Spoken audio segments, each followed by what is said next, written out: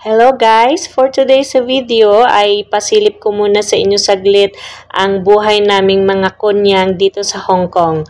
Pag weekdays na may pasok ang mga bata, ang morning routine ko ay ihatid ko muna ang mga alaga ko sa school. After that, punta ako dito sa market. Dito ako namimili ng mga gulay.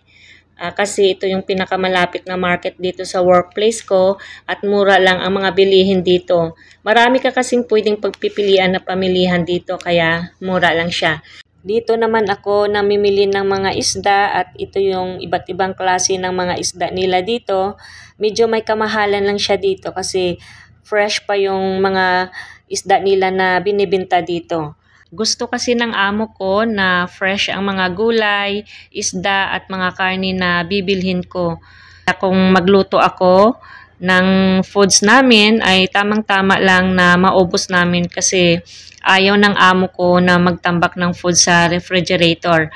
Kaya araw-araw ako namamalingke kasi malapit lang naman sa workplace namin. At kung minsan, pag wala akong oras mamalingke, tinutulungan naman ako ng amo kong mamili ng mga isda at mga gulay. Tapos na tayo mamalingke, kaya time na naman na umuwi para i-prepare ang lulutuin ko na lunch nila. Ito nga pala lahat ang mga pinamili ko guys. Medyo marami-rami siya, kaya mabigat. Hanggang dinner na namin ito, yung mga pinamili ko kasi wala na akong time pag hapon mamalingke. Mahilig sa karne at mga gulay itong mga amo ko. Kaya kailangan mo talaga dito time management kasi magluluto ka pa, maglilinis ng bahay, at saka susunduin mo pa yung mga alaga mo sa school. So, ganyan dito yung buhay namin mga kunyang sa Hong Kong, all around Sarsa. Kailangan mo talaga mabilisan dito at more patience kasi matira ang matibay dito. Magluluto nga pala ako ngayon ng dumplings. Ito yung mga kakailanganin natin. Karne, yung singkamas, at itong gulay ang kakailanganin ninyo. Ayan. Yan nyo lang yan sa mga into small pieces. Ayan. Ganyan yung pagkat niya. Tapos ihalo-halo nyo lang yan.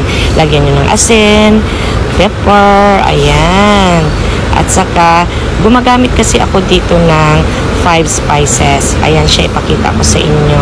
Medyo mahilig kasi sila dito sa maanghang. Kaya iyan ang mga ginagawa ko. Napakadali lang po ito gagawin mga beshi. Halo-halo lang at yan ang gagawin nyo. At yan, tapos na tayo. Kaya kailangan lang natin yan ilutuin. So ayan na. Pwede na natin yan isa lang. Mga ano lang kailangan yung mga 10 minutes or 15 minutes luto na siya. Kaya ready ng ating dinner. Don't forget to follow me for more videos. Thanks for watching. Sharing is caring.